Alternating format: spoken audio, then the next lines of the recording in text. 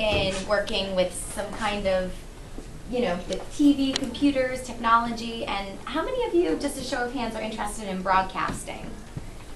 Okay, so a majority of you are interested in being on TV? All right. So TV is a really interesting field and career and industry. It's crazy, actually, but in a good way. I feel like there's never a dull moment in that kind of career. It's not your typical day where you come into your job and you sit down at the desk and you take your lunch break and then you go back to your desk. We're constantly on the go. I was actually late because I was out on a shoot this morning and it went into the afternoon. You never know what kind of day you're walking into. Anything can happen. We have breaking news. So it's... We do breaking news most mornings. Oh, do you do breaking news? Well, not quite the same. As you okay. But when there's, usually it's something that wasn't able to be typed into the teleprompter, so they rush in from off camera and then say breaking news and then give the soccer score or the whatever. That's pretty cool because that's very similar to what our producers are dealing with in the morning when there's breaking news. They have to jump on the computer and type in something new that happened and make sure and communicate with the anchors that they have that information and they can get that across to the viewers in an accurate way. So I guess just to kind of get an idea of what kinds of things you guys are interested in or maybe any specific questions you have for me. How many of you have always been interested in like writing and what's going on in the news or even in your community? It's okay if you're not either. Okay. Is this like something new that you guys wanted to get involved in, or have you known this for a little while when you were younger? I want to be on TV someday.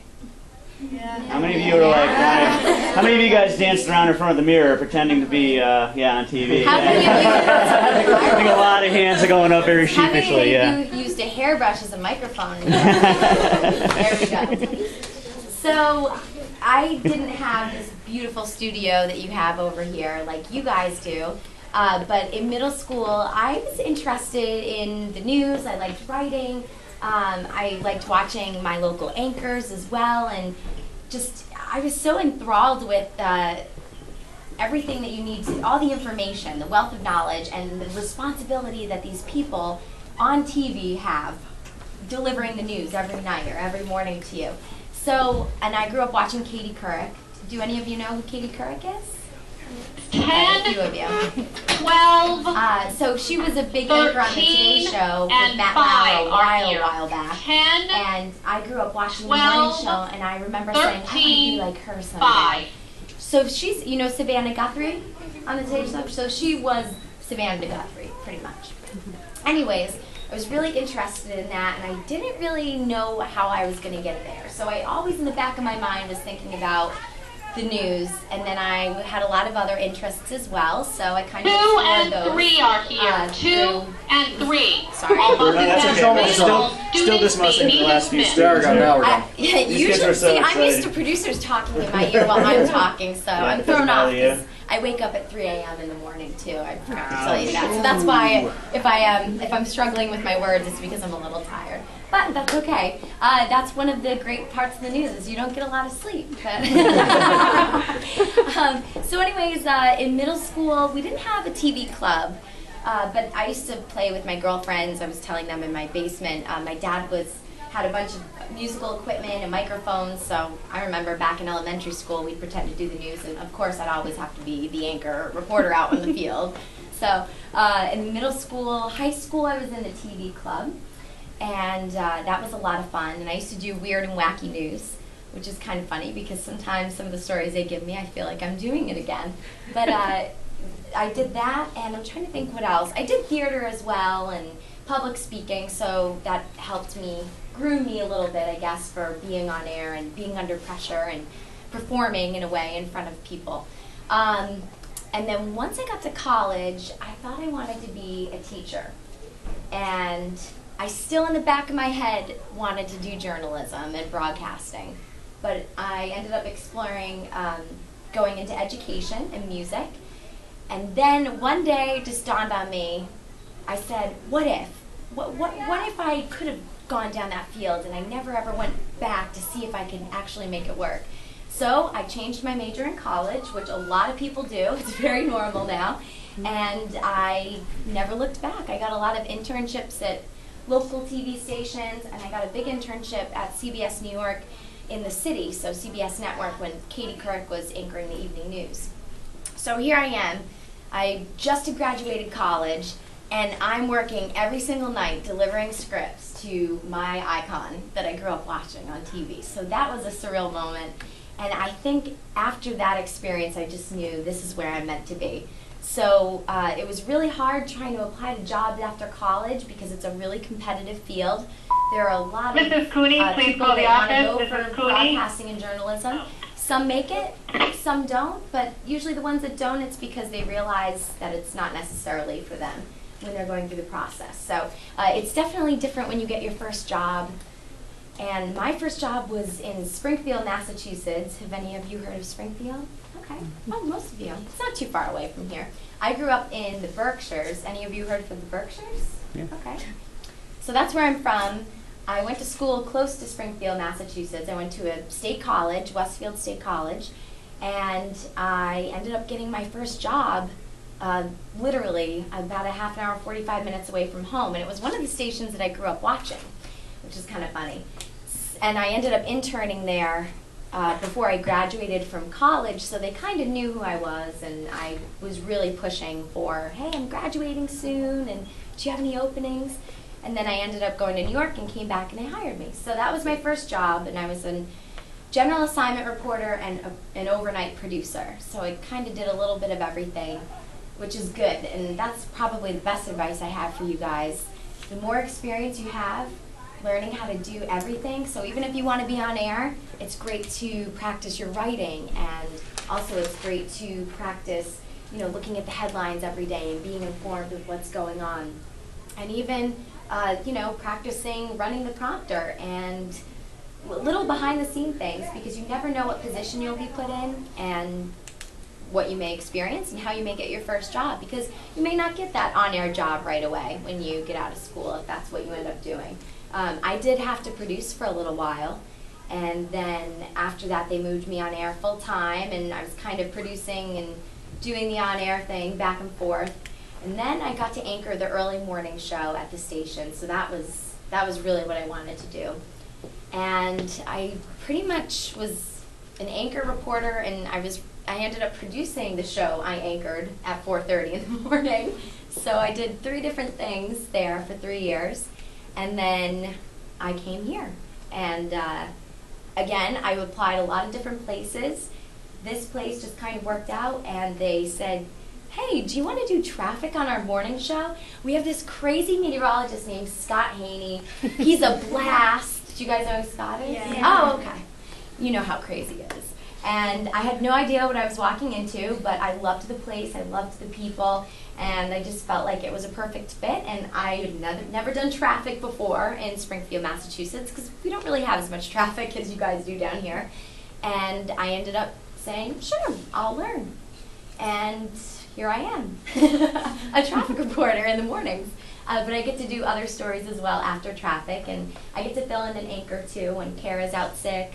I've filled in for Kim on the weekends, and I've also filled in for Irene and Eric when they're both out. So I still do a little bit of everything, which I really like, because I'm still learning. And you always learn with the news, because technology is constantly changing. There's always new cameras, new programs, and even with social media. You guys are growing up with Twitter and Facebook and Instagram and Snapchat. I didn't have that when I was your age.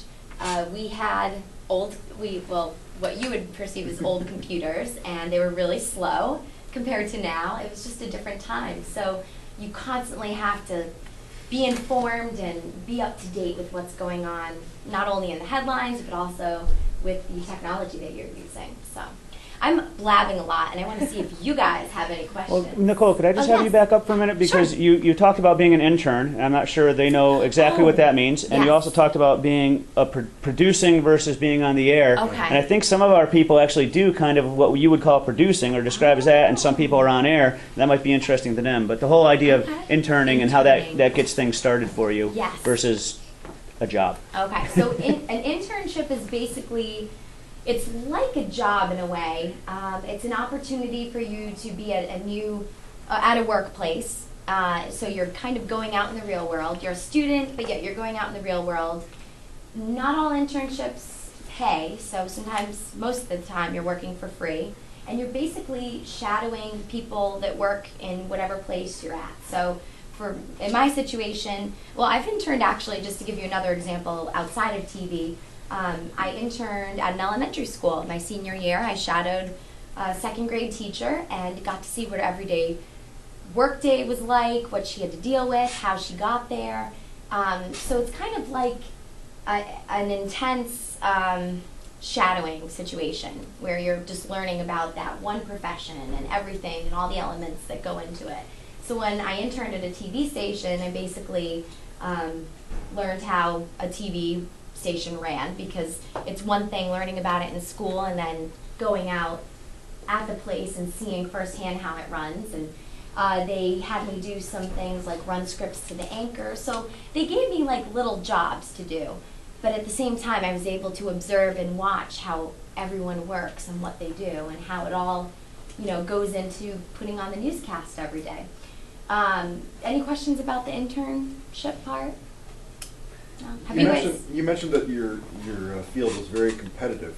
Mm-hmm. Did that work that you put in up front doing your internships help out with getting an edge, as it were? Yes, because Yeah. there are a lot of interns that you're working with as well in some situations, and you want to do something that stands out. So saying yes, if someone wants you to do a job that maybe you didn't necessarily want to do, and what I mean by that is, say you didn't want to run scripts to the anchors, instead you wanted to go out and follow a reporter in the field and see what they do that night. Well, if they ask you to run scripts, you should probably run scripts and stay in the studio, because you really want to take advantage of all opportunities and show them that you're willing and you're able to learn.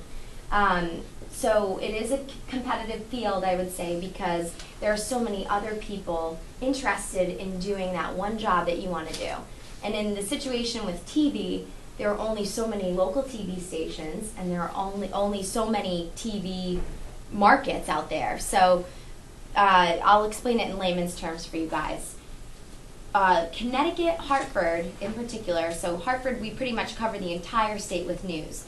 But in Massachusetts, for example, there's Boston, they have their own local TV stations. Springfield has their own local TV stations as well. So those are two different markets, we call them. So a market is basically something that has multiple local TV stations, but they cover a certain area. Are you guys staying with me here? Mm-hmm. Okay. Let me know if I'm losing you. So Connecticut doesn't necessarily have two markets. We just have one market. So we only have 5 stations with News 12, I should say, in Connecticut total. So if you want to come and work on TV at home, it's a little hard to get there because there are only so many reporters they need, and so many anchors and photographers and producers and writers. So it is competitive. It's a smaller business than you really think. And we run into people, even at past jobs, that we knew. And you would be surprised how many connections you may share with someone at a station in Bismarck, North Dakota. It happens. So it's a very small world. You said you interned for Katie Couric. I did. Now, and some of them, they kind of had heard of her, whatever, but it was a really, really, really big deal when she became the first female national news anchor in the world ever. Yes. Like, it used to be a bunch of old guys like me and Mr. Benson that did the news, and They would there talk weren't. really slow with the Yeah, voice. and it was a really big deal for Katie Couric, and you worked for her. So can you talk a little to that? Talk about her and how you got that, because that sounds in like New a York really big City, deal. right? That's In New Yeah, York in New York, City. yeah. that's got to be a life-changing experience. It was a dream come true. It was a crazy experience. It was so surreal. So Katie Couric, as I said, I think she was what is now Savannah Guthrie, right? In the Today Show, would you say? Yeah, It's yeah. changed So she was so on the much morning. over the years. Yeah. She was the morning anchor on the Today Show. And the Today Show, when I was growing up, was just as big. And she ended up leaving the Today Show for this big opportunity at CBS News. And she was anchoring on the evening news. So, as they said, she was the first female ever to anchor an evening newscast, which is a big deal and a huge deal for women as well. I mean, it's crazy. She started in, I want to say 2003, 2004 not that long ago. Yeah, it wasn't that long ago. And she was the first female ever to anchor of the evening newscast network, national and global as well. So basically, I got that internship. I applied, and I think it helped that I had some experience with at other TV stations, and I had to write an essay, and it was a long interview process to get this opportunity. And they ended up picking me, and I was assigned to the evening newscast, but there were other people assigned to different TV shows, like 60 Minutes. Have any of you heard of 60 Minutes? Yeah? Okay. Sunday morning, CBS Sunday morning. So there were all these different shows people were assigned to, and here I am. I get to work with Katie Couric. And they literally assigned me to deliver her scripts, and I got to go up in her office and talk with her about some things, and even just like meet her producers and the people that put that show together and that help her, and I got to see how she preps for the newscast every night. So it was such a life-changing experience. It really was. And again, just to explain to you guys, so like what Nicole does in Hartford, maybe a few 100,000 people see in the Connecticut area. The national news, people all over the country, from Texas, California, they're all watching that show at the same time. So she had literally millions and millions of viewers, and she was the first lady to ever be in that position. There had already been local female reporters or news anchors, but she was the first one to be on CBS Evening News, which is one of the three big national shows. So that was like a really big deal. And it was crazy seeing even some of the guests that would come in to the newsroom and the studio every day. I'm trying to think of someone that you guys would know. There is an artist, and I can't think of him right now, but because I'm so tired. Maybe it'll come to me later. But I feel this is weird, but I was starstruck inside, but I didn't let it show on the outside because it was job, and I was just being professional. And even when I talked to her, obviously on the inside, I was like, oh my gosh, it's Katie Couric. But I kept my cool, and I was trying to be respectful because at the end of the day, anyone that you see on TV, any of these stars that you see on E or whatever, ABC Family, MTV, VH1, they are all like you and I, really. At the end of the day, they may have more money than us, but they are like you and I. They're humans, and it's kind of refreshing, I think, when people don't go crazy in front of them. So I tried to keep my cool with her. And is there anything? Do you guys have any questions with anything about CBS or? Oh, what was really cool with CBS, we had a world assignment desk too. So there were different desks in the newsroom. There was one desk dedicated to talking to the London bureau. And then when we were out in the field over in Afghanistan, it was crazy. They're picking up the phone and talking to these reporters that we're about to see go live in another country, halfway around the world. So that was wild. And I remember picking up the phone and answering it a few times with it wasn't Chip Reed. I forget who, one of the international correspondents, and out in Afghanistan. Oh, is Katie there for a sec? I'm like, oh, yes, 1 second, and transferring him. So I answered phones there too. I did a lot of, secretarial work, I guess you could say, but I loved it because I was right in the middle of everything that was going on. And I was able to understand firsthand exactly what was going on. So that's what an internship is like, essentially. And that was just, like I said, to grow up watching her on TV and strive to be like Katie Couric someday, and then to actually see her and give her scripts every night. Here you are, Miss Couric. It's pretty wild. I ran prompter too a few times. So when someone had to take a bathroom break, I think. Yeah. Yes. What do you think you would have done if you weren't assigned to Katie Couric? Like, if you were assigned to, 60 Minutes or something, do you think you would have still, been here?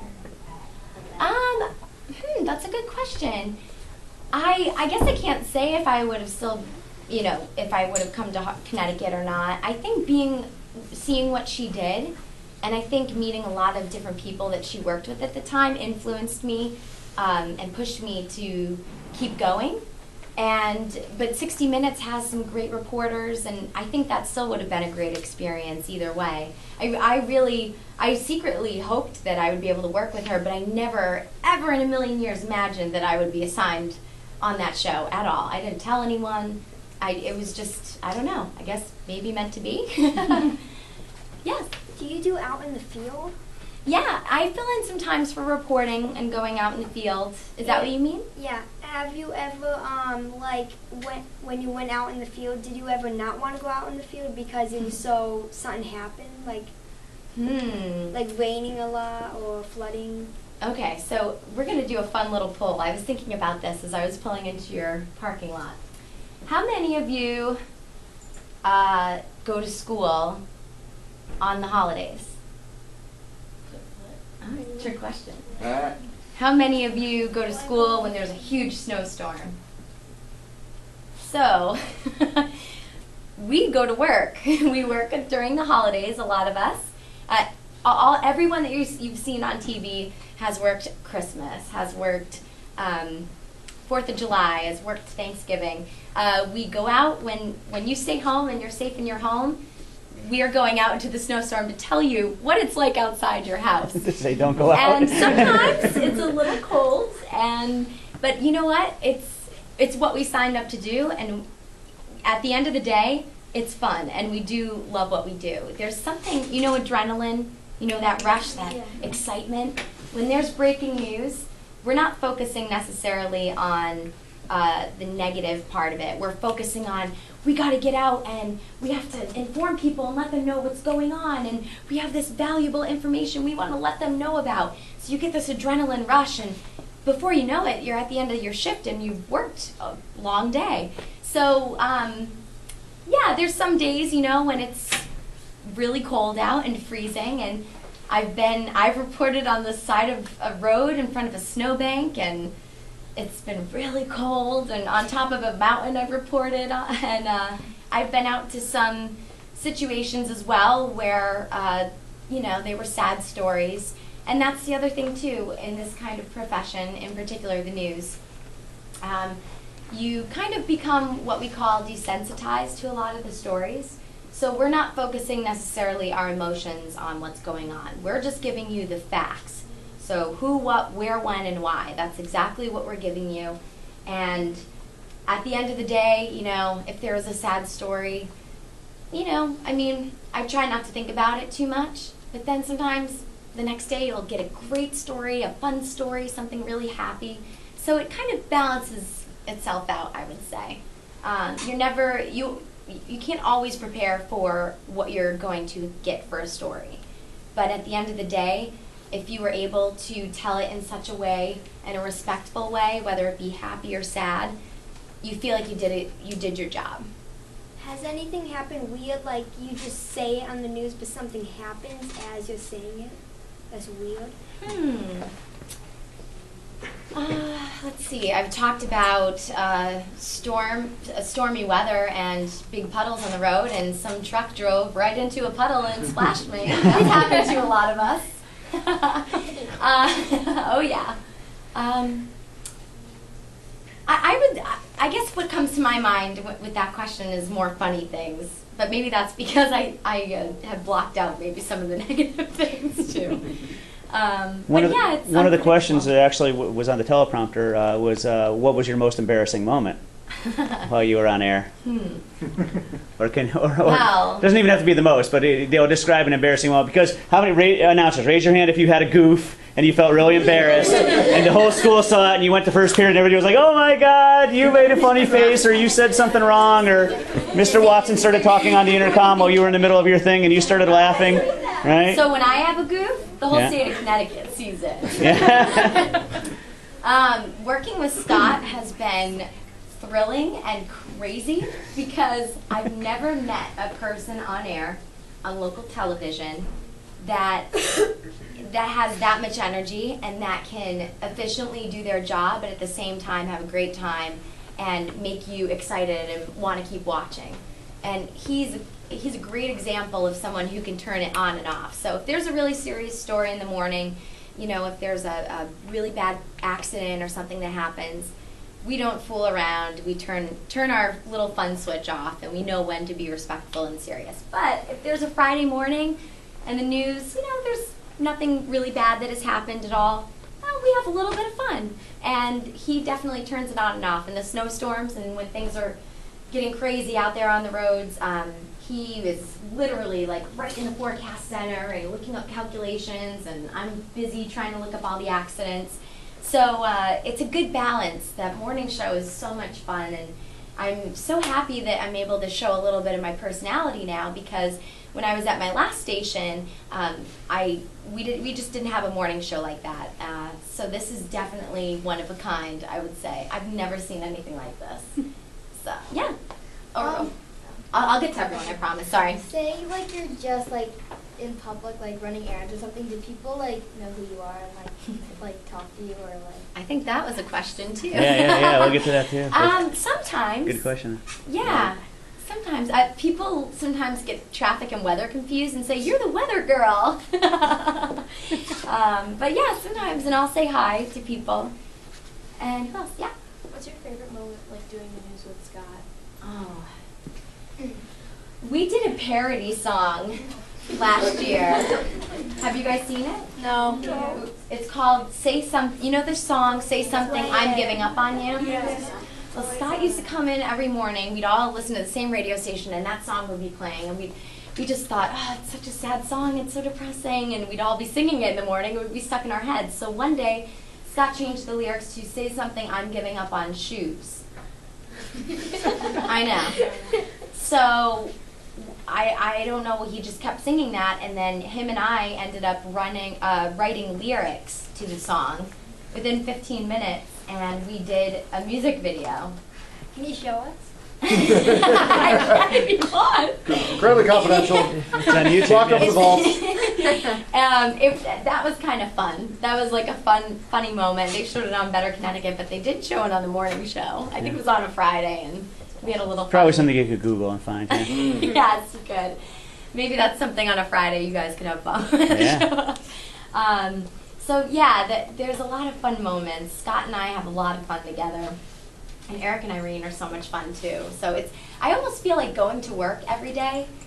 Some people, they're like, oh, I gotta go to work, and not everyone loves their job, but obviously we need to make a living and pay our bills, and we do it, we're adults. But when I get up in the morning, I get up at 3 a.m. How many of you are up at 3 a.m.? Oh, no one. Oh, you are? Never been up at 3 a.m. Sometimes. Sometimes. From the night It's before early. on But Instagram I or will something. say, I wake up and Minecraft. I really love my job, so that I feel like I'm going to work to hang out with my friends in the morning while doing my job. That's what it feels like. Yeah. What are your like tips and tricks? Like, say you're reading up of the prompter and you miss a word or you don't say a word correctly. How would you like keep going? What's your trick to correct it? That's a great question. I was always told if you mess up reading something, don't draw too much attention to it. So, say we're reading, CNN aired several of his, instead of her, CNN aired several of his, you don't want to do something like that. I would keep reading, and if you catch yourself, if you're able to correct yourself, I would say CNN aired several of his, rather her, so kind of you can throw in a word there. Yeah. Some people say, excuse me, her, but I was told even to just either keep reading, unless if it's a fact that you really messed up, you want to make sure to correct it, or you can kind of throw in a little word, rather, I'm trying to think. There's another word usually that they taught us in school too. But you want to keep as calm as possible. You may be freaking out on the inside because you messed up. But you know what? Chances are the viewers at home, they don't know you messed up. Unless you draw a lot of attention to it. And go, which all of us have probably done at one time or another. Yeah. When you're reading the teleprompter, I don't know, how reporters can do this, but why do they talk so fast? How can they do that? So reporters out in the field? Yeah, if they read, when they're reading the news, they talk so fast. How is that even possible? So the reporters that are out in the field, so outside of the studio, there's no teleprompter. Oh, inside the studio, so that anchors and even sometimes we have reporters that report in the studio. Everyone has a different speed that they read. Sometimes you have to read a little fast, maybe because you are about to go to break. So we all have cues. We wear these things called IFBs, which I should have brought one in. I meant to bring that with me. But it's a thing you put in your ear, and basically you can hear what the producer is saying, so they'll talk to you. Sometimes I'll be giving my traffic report, and then they'll say wrap or toss to break. So I'll have to quickly think to myself, okay, I need to finish wrapping up my sentence and what I'm saying, and then toss to break. Or and toss to break, I mean, we have to say we'll be right back, blah blah blah. So yeah, everyone has a different speed that they read. Some slower, some faster, but it's you kind of find your groove once you practice and you're in the field a little bit more. And then, have you ever done any like YouTube videos or anything when you were younger, like practice reporting on YouTube or anything like that? They didn't have YouTube. YouTube's only been around about 9 years, guys, which seems like a long time to you, Yeah, but Like when it's. it came out or something, when did you use it? Or like when it was around, did you use it? Not really. No, I didn't. Cause the time YouTube came out, I think I was in. Yeah, but it Yeah. wasn't really big for the first Yeah. year or so. But it was about Yeah, I About was 2008 also- was when kids when it around here was started. big. Oh, did you see that on YouTube? And started sharing the links way and that stuff. you interact with YouTube, Nicole, has never existed before. Yeah. Nobody's ever had that. Yeah. This is you're on the. So you guys have a lot of advantages that Nicole didn't have when she was, Mhm. in middle school. And so Yeah. imagine with the advantages you have, how much further along you could be. Yeah, you have a lot of resources now. A lot of resources. I was just going into college, I think, when YouTube really got big in '06 when it came out. Yeah. It was senior year of high school. So you guys are 13? 12, 13? Okay. Yes. Have you ever messed up while the producer's talking to you? Oh yeah, tons of times. It is so hard it's like You have somebody talking in your ear as you're trying to. as I'm trying to finish Oh, a wow. thought. And Scott and I do not have teleprompters at all. Everything is up here. You're just making it up. We are Caroline Meisterling, please come to the We are office. completely Caroline ad-libbing. Meisterling to the so office. if there are a few accidents going on the screen, and I research all the information. Sometimes I'm calling state police right before I'm about to go on air, and then I somehow retain or remember that information, and then go on air and tell it to you guys. And sometimes I mess up when I'm trying, and I'll correct myself. Yep. So I remember you saying that you would have to wake up at 3 a.m. and you're on the news and stuff, and you were late coming. So like, how do you manage your time so like freely, so that you can make room for like your whole schedule? That's a really good question, because like everything they say, it's really important to have balance. So I'm an average person just like your family members, and I like to read, I have hobbies, I have TV shows, I love Netflix. So there's lots of things I like to do. I like to go visit my family. What I try and do is I try and be as organized as possible. So anything with work that I have going on, I make sure I put on the calendar right away so I can kind of visualize what my schedule is going to be like. And also, there are some things I've been invited to, speak at some schools, for example, and I had a family event, and sometimes I have to say no, or can we postpone or reschedule? So as long as it's good to keep in mind to do the things that you like to do as well, while also, sticking to your schedule and doing work and what's required of you.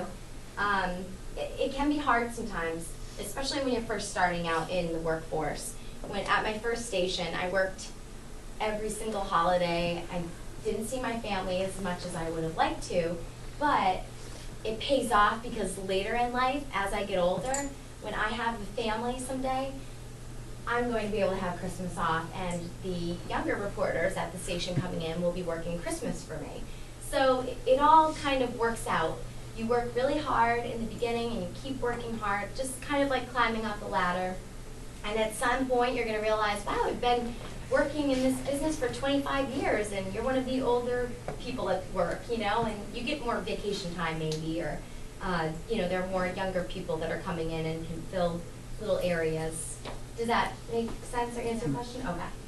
Like I said, I've been up since 3 a.m. and the It's Mets okay. have been playing too, and I've been staying up way too late watching them, so my brain is a little So mushed. you guys already asked, but we're going to have you do one more question, and then why don't we have Nicole do some recording, and you guys can watch her do her craft. Wouldn't that be cool? Yeah. You can kind of gather around, and maybe Annie and Nicole and Nakia and Nishi can help run the board and stuff, and you can show how you guys actually do because that's what you were talking about when you were saying producing, right? Yes. Is running the cameras and the teleprompter and all that business, the stuff that goes on behind the camera Yeah. is important stuff too. At my old station, the producer ran the teleprompter, wrote all the stories that the anchors were going to read, and was talking to the reporter on the phone while the reporter was out somewhere, in the field at a story. So, and then sometimes we would have to actually press a space bar on another computer to make graphics come up. So that was 4 things for the producer to do. Here at Channel 3, you don't have to do that much. You mostly write all the stories when you're a producer, and you figure out what stories you're going to place in your show. But again, at some of the stations when you're just starting out in the news, you do a lot of different things. I think I did everything except actually sit in the director's chair and control the newscast.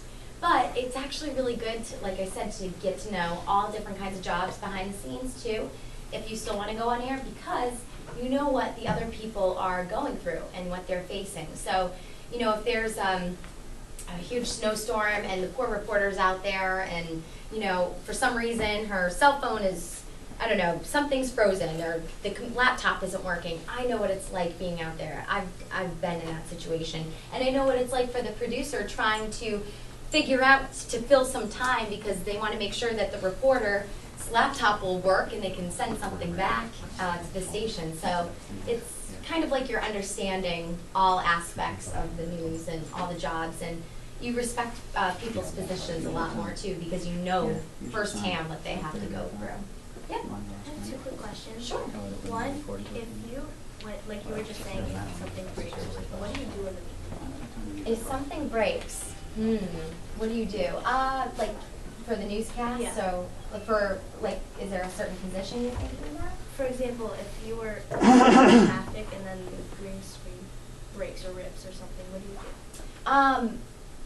I have an example. So our green screen is actually, it's not like a screen like this, but it's a wall that's painted green. I've had situations where my DOT traffic cameras, sometimes the connections from the DOT in Newington goes in and out. So I've pulled up a traffic camera thinking you're going to see something going on, and it's a black hole on the screen, and nothing's there. That's happened quite a few times. So in that situation, I try and move on to the next slide, and if that doesn't work, then I usually, if there's really important information to convey to the viewers, I'll say the information, and usually I'll kind of pass it along to the anchors, just trying to get off. You try and keep things moving, I guess, in whatever way that you can, and communication is key. I can't always tell the producer, but they kind of get the hint if there's a black screen behind me that something isn't working. So I think they're kind of constantly watching and planning, like, okay, Nicole's going to be a little light, and that's what we say in TV when I go a little short, or if something's light, that means that you have more time than expected, and when something's heavy, that means that you took up too much time. So we have to start what we call killing stories, which means they basically take stories out of newscasts that are about to air because it saves some time. Awesome. So here's what we're going to do is we're going to do a little recording. And again, you guys that aren't part of the tech crew can kind of come on either side of here and sort of watch. And here's what I fully predict is going to happen. Just sit for a minute, please. Here's what's going to happen is probably right in the middle of her thing, Mrs. Vinot's going to call for the late bus, and it's going to be one of those You're interruptions. going to call me first, so we won't have an interruption. Okay, all right. But, she talks about how she, you know what ad lib means, right? Make it up as you go, and that's what she does every morning. So she's really good at it. So this is going to be pretty exciting. She's never seen the questions on the teleprompter before, okay? So Annie and Nicole and Pia and Nishi, why don't you guys go and take your positions, and everybody else can kind of gather around. We need to let the celebrity through, too. At some point. Go ahead, honey. Oh no. Nicole is our head techie. She pretty much Oh, runs the cool. whole. She's like the mama hen of the whole Awesome. thing. I know you've been doing this one this morning. No, this is great.